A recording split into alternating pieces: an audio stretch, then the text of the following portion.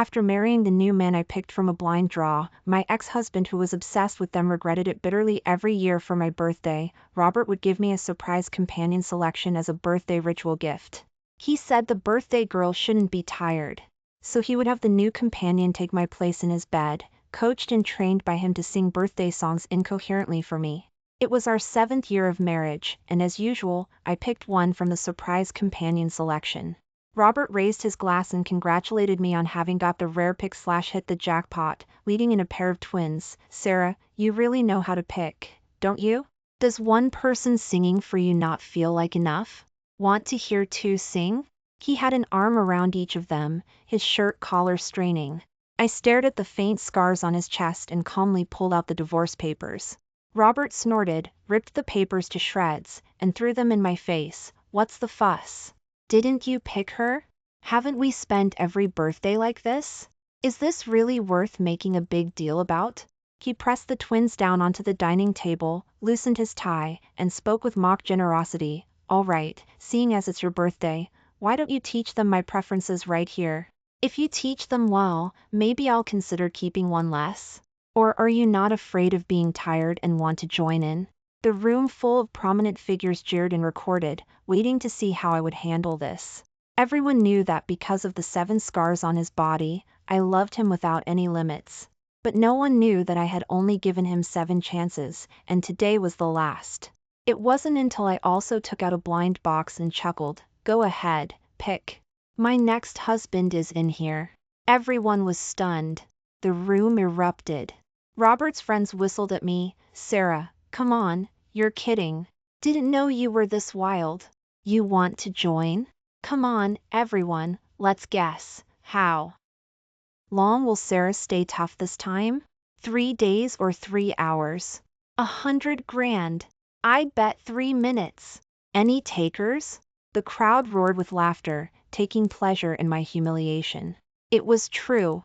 Before, no matter how excessive Robert was, I would only run away for 3 days at most. He'd just crook a finger, say his stomach hurt from drinking, and I'd feel like he needed me. I'd rush back like a devoted puppy to wait on him hand and foot. But now, the debt of gratitude was repaid. I would no longer compromise and endure. 3 seconds. Believe it or not, all I need to do is count to 3, and Sarah will instantly cave. Robert's single sentence silenced the room. Amidst the crowd's admiring glances, Robert, full of himself, began to count down. 3, 2, he stared at me, not a trace of guilt or regret in his eyes. Seeing that I wasn't immediately admitting fault in front of everyone, a flicker of annoyance crossed his eyes, and he warned, Sarah, take the out I'm giving you. Don't push your luck. Ignoring his threat, I took out the blind box I had prepared from my bag. The blind box was full of pictures of his worst enemy. Robert, the study has the divorce papers I signed long ago. Remember to sign them. Don't you love playing with blind boxes? I specially prepared one for you too. Pick, and whoever you draw, that's my next husband. The onlookers who had been drinking and watching the show were utterly dumbfounded. No one expected I was serious. Robert's face turned ashen with humiliation. He instantly flew into a rage and threw the blind box across the room. I smiled indifferently, picking up the photo that landed at my feet. Oh, I forgot to tell you, Robert, there's a rare pick in here too. The one you threw out, this picture right here, is the rare pick. Robert tried to snatch it, but I put the photo away. He was furious, smashing a wine bottle and terrifying the twins.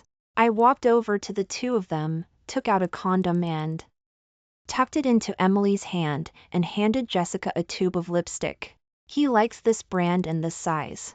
He likes to be kissed with this shade. But really, you can ask the other maids and companions in the house about these things. Explore more, and you'll master the knowledge. 7 years of marriage had honed my current composure and calmness. The outside world had always rumored that the maids and companions in the family didn't train in housekeeping, but in bedroom skills. And my greatest use as the lady of the house was to help Robert coach and train people. After enduring so many years of humiliation, it was time to leave. Holding the photo, I walked towards the door, but Robert grabbed me and pushed me onto the sofa. Sarah, leaving means handing over your duties. If you divorce me, you have to teach them your bedroom tricks. Otherwise, you're not going anywhere today."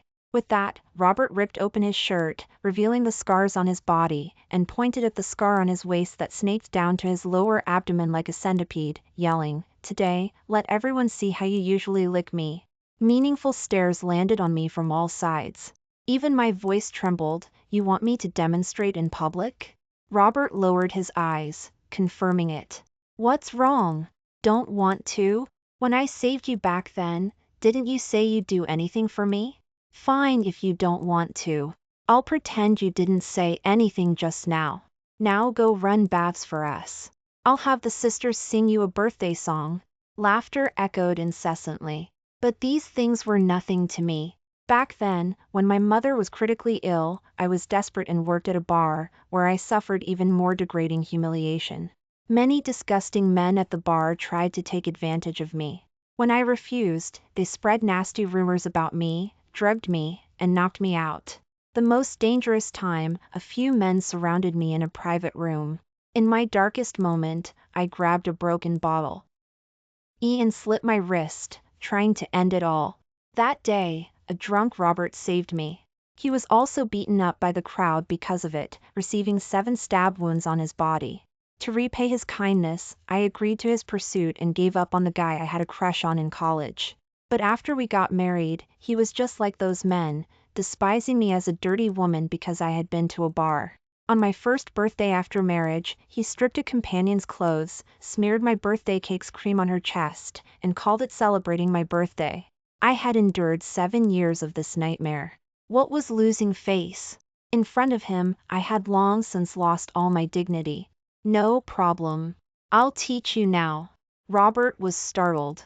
Before he could react, I had already gotten up from the sofa. Just like I used to when we were intimate, I leaned down towards his chest, my lips and tongue tracing down inch by inch. The entire room fell silent. Then, men's snickers and women's contemptuous whispers rose one after another. I forced myself to continue, kissing his scars, repaying the debt of gratitude. Because of the angle, I finally had to bend my legs and kneel before Robert. His breathing grew increasingly rapid, and his fists clenched tighter and tighter. Just as I was about to kneel fully on the floor, he suddenly yanked me up. "Sarah, you have no shame. What are you all staring at? She's my wife. If you want something, go home and coach and train your own women. Get out, all of you," he yelled furiously. The crowd, sensing the bad atmosphere, left in annoyance. The twin sisters also wisely left. I pretended to be unsatisfied and stopped them. "Sisters, don't leave yet, I haven't finished teaching. Mister he likes to unbuckle his belt after he gets aroused.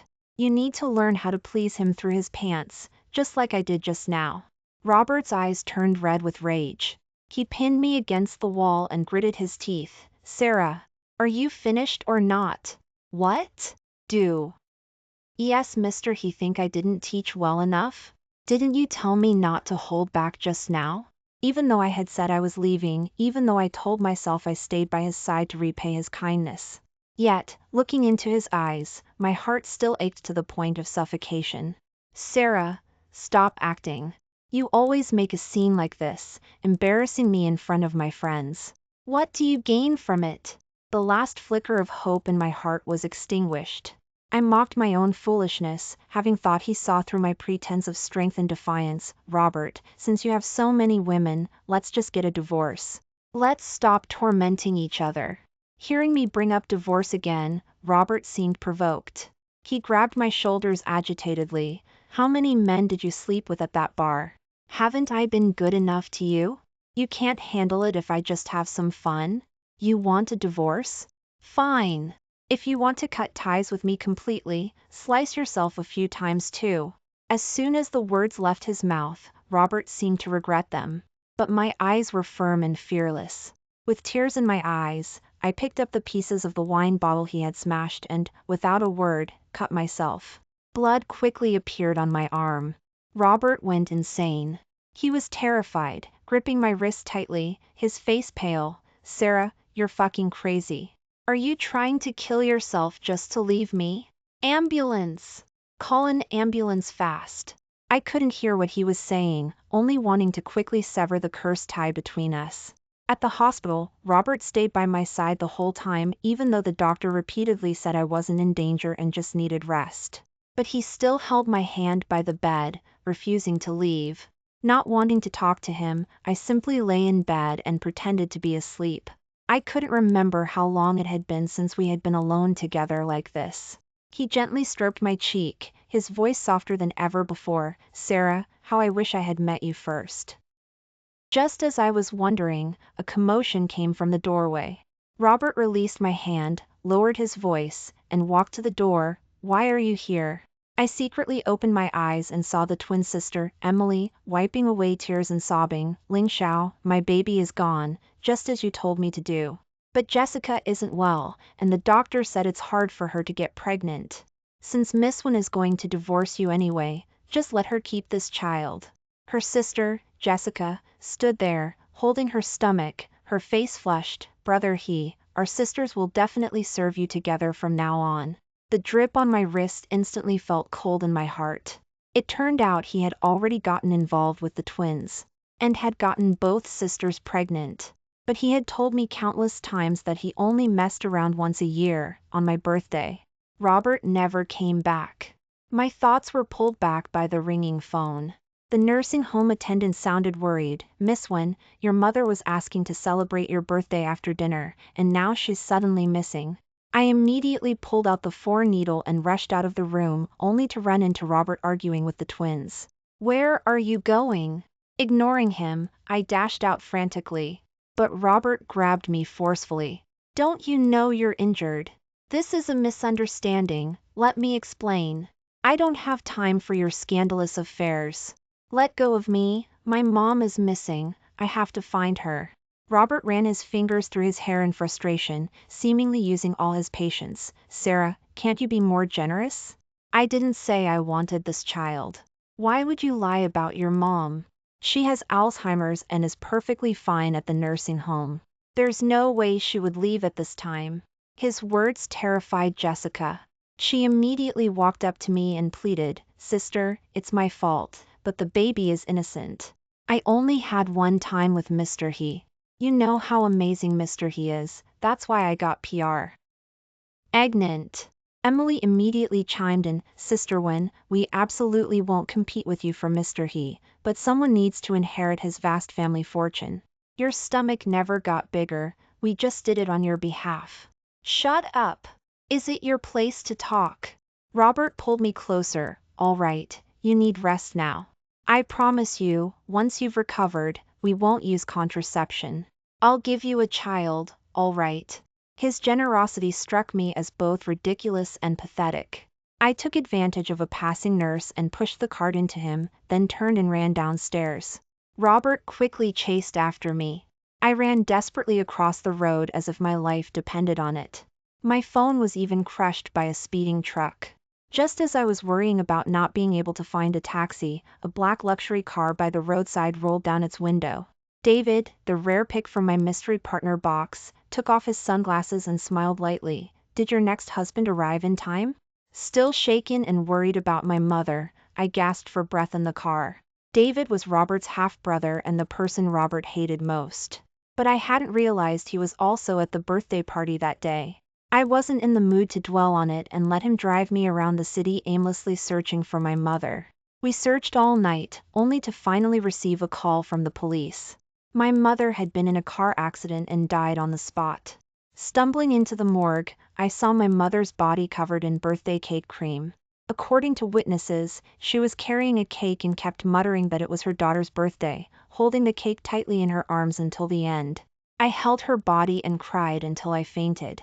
She had had Alzheimer's for many years, but she still remembered my birthday. Compared to Robert, who claimed to love me but humiliated me every year on my birthday, the person who loved me most in this world was gone. My mother left me forever on my birthday. I was completely shattered. ND lost all reason. David handled all of my mother's funeral arrangements. The next day, holding the urn and weeping uncontrollably, I fainted after only taking a few steps. When I woke up again, I found myself sleeping at David's place. A new phone was placed on the pillow beside me. David had sent me a message saying he had something to do and would be back later. He also told me that whether the blind box thing was real or not, he was grateful fate had chosen him for me. I wasn't in the mood for romance. I had only made the blind box in the first place to anger Robert. Now, I needed to go home and move my things out. Most importantly, the only photo I had with my mother was still at Robert's house. Having been out all night, Robert had practically torn the house apart. As soon as I entered, I saw broken cups and vases scattered everywhere in the living room. All the companions stood trembling to the side, dressed in various enticing outfits, waiting for his orders or to be his outlet.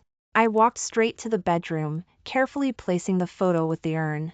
Robert was extremely displeased by my disregard. "Sarah, what do you mean by this? You were out all night. Shouldn't you give me an explanation?" I was tired. Seeing the divorce papers still unsigned on the table, I took out a pen and pushed them towards him. "Sign them quickly. I'm in a hurry." Robert was furious. "Am I giving you too much slack? This isn't your house to call the shots. Why didn't you answer my calls? Do you even care about me or this family anymore?" Looking at my mother's ashes, I smiled wearily and cut him off coldly. "No. Are you satisfied? Can you sign now?" Seeing the seriousness in my eyes, Robert looked dazed and then panicked. Having been together for many years, he understood. When I was arguing wildly and venting desperately, it meant I still cared. Only after complete despair does one become calm and silent. Yes, only a woman as foolish as me would forgive him so many times. Before, I just thought he disliked me because I had worked in a bar. I deliberately dressed up like a virtuous woman at home, only to be met with his extreme humiliation in bed. Later, I mistakenly thought he preferred sexy and wild. I'd close the door and shamelessly tease him, serve him, and let him pin me down to vent his contempt. But no matter how hard I tried, he would find ways to trample on my dignity. A man's heart was beyond my understanding. Robert ignored the divorce papers, snatching my phone. "Sarah, you're getting worse and worse. You're the one who was out all night, you're the one who didn't answer my calls, and you still have the nerve to talk about divorce. I'd like to see where you were last night."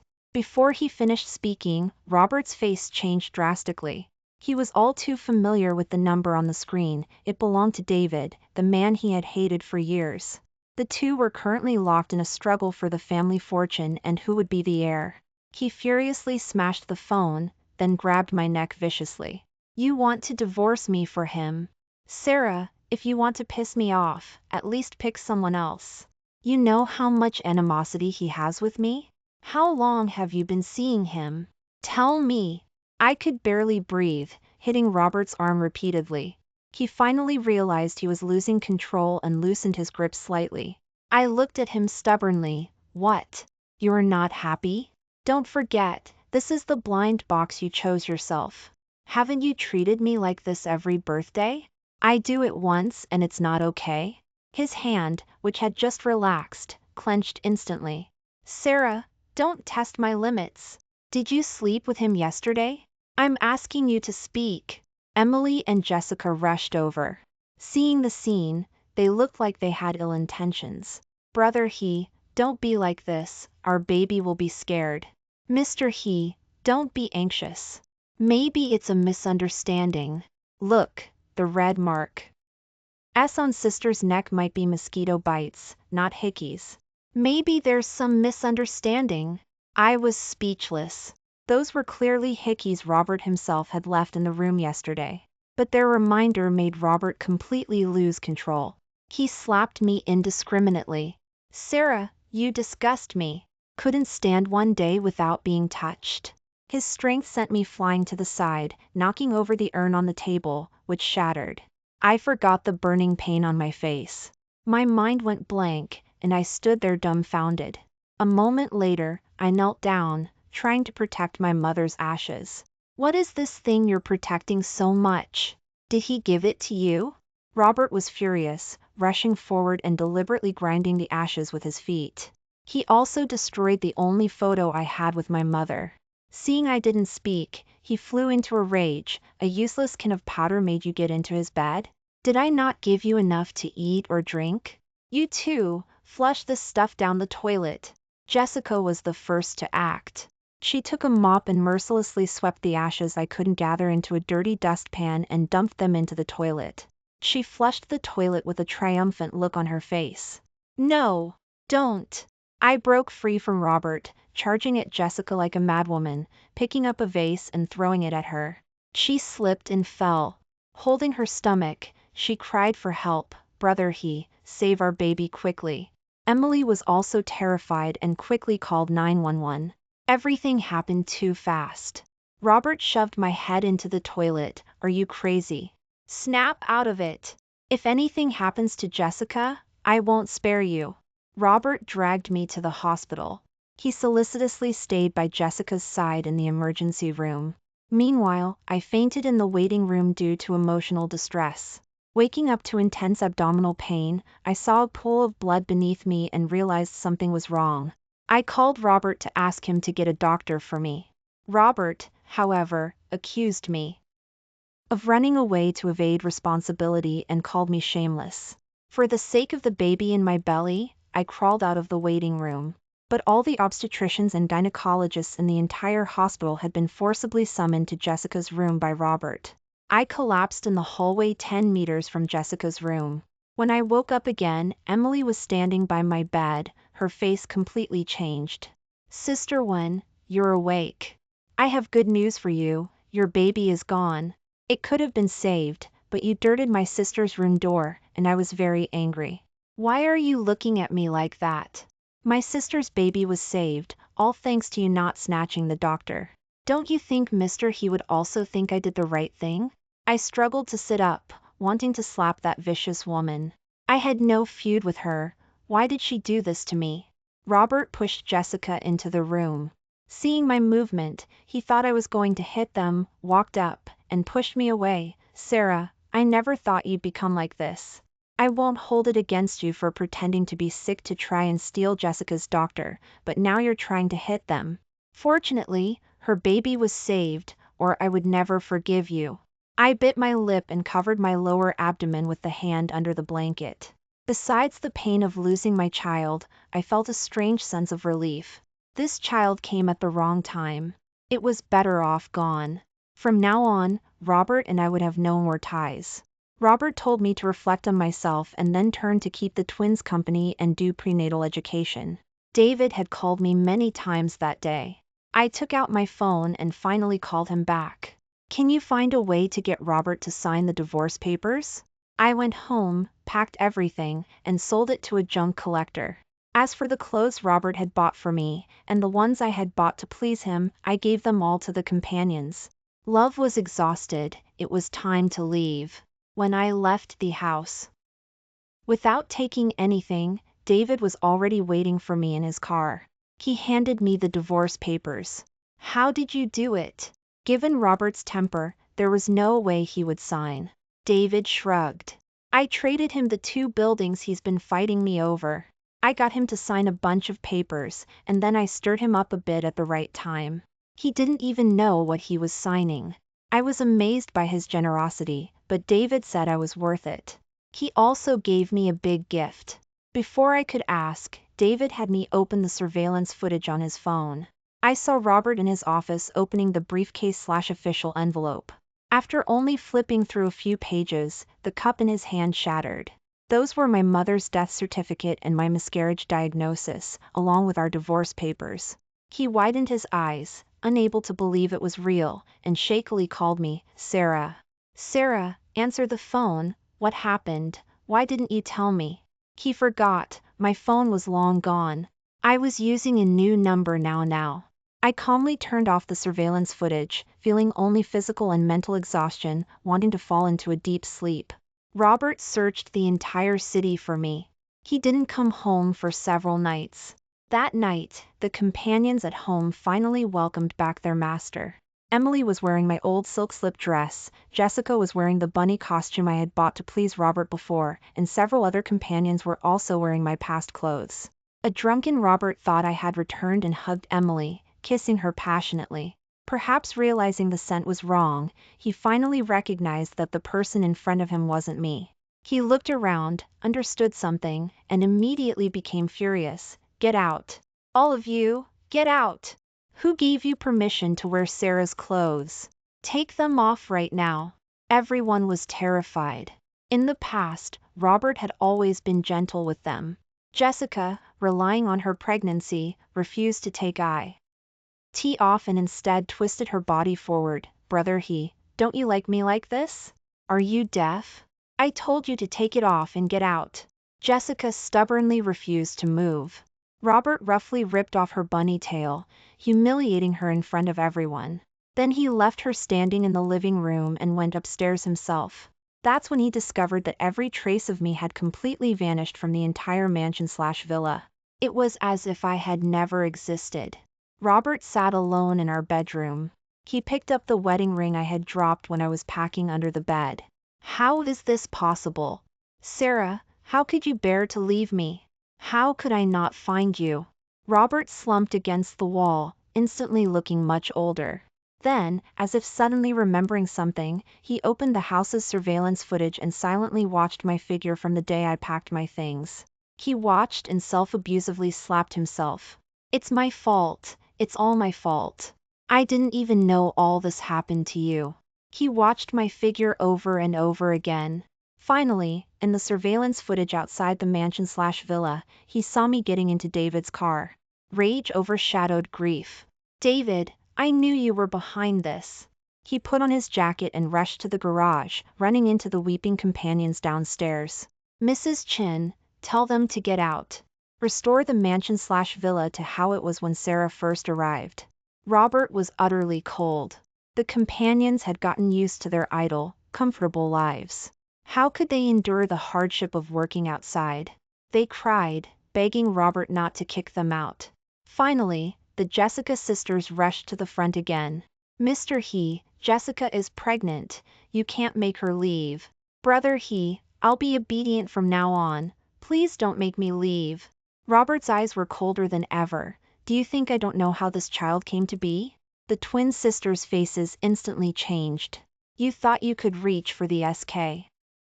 Why and lie to me for money? I spared your life and told you to get out, but you just had to come out and remind me to settle the score, didn't you?" As Robert spoke, he manipulated his phone to pull up surveillance footage. Soon, the conversation between the twin sisters in the bathroom appeared on the TV. It turned out Jessica wasn't pregnant with Robert's child at all.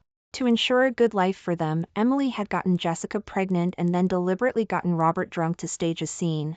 "Mrs. Chin, bring the medicine." Mrs. Chin nodded and presented the abortion pill. Jessica realized the gravity of the situation and retreated in terror, begging for mercy. "Brother listen to my explanation, things aren't what you think." Emily grabbed Robert, but he violently threw her aside. "If it were mine, I wouldn't want it now. Since it's not mine, you deserve death even more." He pinched Jessica's chin and forced her to swallow the abortion pill. Within half an hour, Jessica's face turned pale, covered in cold sweat, and she writhed on the floor in pain. "This is what you deserve. You two sisters killed Sarah's child. I won't let you off so easily." Robert gritted his teeth, determined to make Jessica lose her baby in the most torturous way possible. He said she had to feel the pain I had endured. He watched Jessica suffer for half an hour, ignoring Emily, who knelt on the ground, bloodying her forehead, begging for mercy. He showed no sign of softening. Only when Jessica fainted did he have someone send her to the hospital. He dismissed everyone else. He then ordered someone to keep an eye on the twins and wait for him to return to deal with them. Afterward, he boarded a plane straight to the city where David was. Due to the consecutive loss of loved ones and physical weakness, David took me to a mansion/villa in Ocean City to recover. I slept for several days and a daze. That day, I woke up in a rocking chair by the sea, covered by a blanket David had placed on me. In the sunset, he had changed out of his suit into clothes that gave him a student-like appearance, making me momentarily. The book in his hand made it feel even more dreamlike. It was the foreign classic that the guy I had a crush on in college loved most. Seeing me wake up, David turned and smiled at me indulgently. He seemed to understand something from my eyes. Sarah, from now on, you're not allowed to give up on me so easily. Do you know how many years I've been looking for you? My eyes instantly welled up. His figure gradually overlapped with that of the guy I had a crush on in college. At that time, the aloof academic who attracted everyone's attention was someone I couldn't get close to.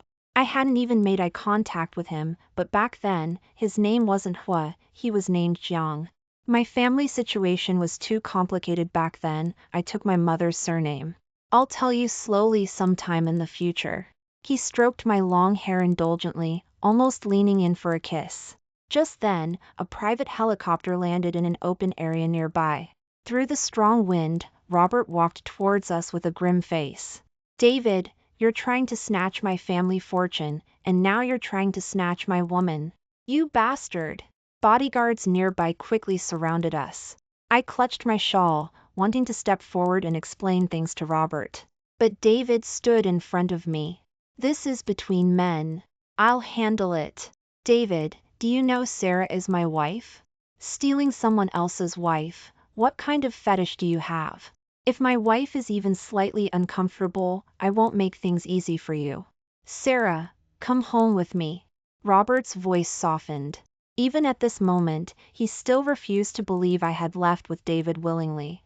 How long had it been since I had heard him talk to me like this? Every time he had called my name before, it was a question, an accusation. Only in the distant past, when we first got together, would he call me Sarah over and over, lingering in my embrace like this. Past events are irretrievable. Robert had come in a hurry and hadn't brought many people. He got injured fighting head-on with David's men. I turned my face away, my voice cold. Robert, go back. We're finished. The baby is gone, and my mother is gone. We have nothing left connecting us. He bared his chest and showed off his scars, trying to awaken my soft spot. Sarah, have you forgotten? You said you'd never leave me. 7 years. I've forgiven you many times. It's enough, more than enough, Robert. We owe each other nothing now. The move that had worked countless times on me suddenly failed. Robert was completely panicked. Sarah, I'm not using saving you as a condition. I know I was wrong. I didn't know your mom would have an accident. I didn't know you were pregnant. If you had told me earlier, we wouldn't have ended up like this. Give me one more chance, okay? We'll still have children. All those people have been dealt with. I won't mess around anymore. I only did those ridiculous things because I knew you had a crush on David. I couldn't stand it. I was insecure. I always felt like I had stolen you. Robert became more and more agitated as he spoke. He, who always cared about appearances, actually shed tears in front of everyone. It was also the first time I knew that it was a man's ridiculous pride that made him repeatedly humiliate me. The sea breeze cooled the tears in my eyes. I spoke coldly. Robert, you still don't understand. I'm a person, not an object. You couldn't steal me, and David couldn't steal me either. My love for you was consumed long ago by your repeated doubts and resentment. I don't love you anymore. And we're already divorced. Let go! With that, I turned and left. Behind me, Robert roared, I don't agree to divorce you. Sarah, come back! Robert was like a raging beast, knocking down bodyguards. Finally, David threw a bucket of cold water on him. Robert, if you keep causing trouble on my territory, don't blame me for being impolite. Don't forget, we don't interfere with each other, unless you never want to step foot in the He family door again. The footsteps behind me stopped. Robert had fought for 10 years. Even if he wanted to give up, he still had his mother. He carried too much burden. The day Robert left, it rained heavily. I sat by the window alone, waiting for the sky to clear. David stayed with me the whole time, not saying a word. Early in the morning, he even stewed rich chicken broth/nourishing soup for me to help me recover. Drinking the soup, I suddenly cried, David, I'm sorry, I'm not ready to be with you yet. He wiped away my tears as if comforting a child. Silly girl, we have plenty of time. I've waited so many years, I can keep waiting. A year later, on my birthday, David and I held a wedding. At the wedding, there were countless celebrities and dignitaries, but no one dared to question my past. Now David was the sole heir of the family. Who would dare offend him? A group of bodyguards appeared, pushing boxes of various sizes. My heart tightened. I was afraid of things I couldn't see. It brought back memories of the blind boxes. But in the next second, the bodyguards' movements were uniform. The boxes were opened in front of everyone and displayed to me. Dresses designed by famous designers, a mansion/villa on an island, car keys, my favorite out-of-print building blocks, a crown from European royalty. Every gift presented was astonishing. But David just smiled and said, "I know you don't like uncertainty and speculation. From now on, my love will be this direct and certain. Happy birthday, Sarah. I will be by your side for every birthday to come." I was incredibly moved. Just as David was placing a diamond ring the size of a pigeon's egg on my hand, kneeling before me, and devoutly declaring his unwavering love for me, the romance of the scene was broken by a man's voice. "Sarah!" Robert appeared in a suit, just as handsome as David. "David, who here doesn't know Sarah is my wife? Is it appropriate for you to hold a wedding with her?" David stood up, suppressing his anger. "Robert, are you still asleep? You've been divorced for a long time. If you're here to offer congratulations, then you're welcome. If not, please leave." As soon as Robert finished speaking, the security guards were in position. I was too afraid. I didn't want him to ruin my birthday again. "Congratulate you? You stole my father, stole my woman, you've ruined me and made me this way, and you want me to congratulate you?" Robert became more agitated as he spoke, and I could no longer tolerate his selfishness and shamelessness. "What about me? What did I ever do to you? Why did you steal my 7 years?" As soon as the words came out, Robert's body stiffened, and his eyes flickered. "Sarah, what do you mean? What are you talking about? Do you still think I don't know? The whole thing about taking the knife from me was arranged by you." Robert was truly afraid this time. He rushed towards me in a panic, his voice full of pleading. "Sarah, listen to me. I didn't mean to. It was because no matter how I chased you, you wouldn't even look at me. Yes, it was all him, that bastard David. He doesn't deserve you at all. How could he possibly get your favor? If I hadn't staged that scene back then, I would never have gotten you." Robert spoke, and then actually burst into tears. "So, it was actually you who was competing with him all along. He just replied to one letter from me, and you decided David was in love with me and wanted to steal me to hurt him. And you kept saying you loved me." My accusation left Robert speechless with shame. He pulled out a box of hangover cure/medicine from his pocket. "It's not like that, Sarah. I really do love you. Do you remember this hangover cure? E/medicine? Back then I was always drinking to drown my sorrows, and only you cared about me. I've kept it all this time. And that bar/club, that's proof of how we met. I've already bought it.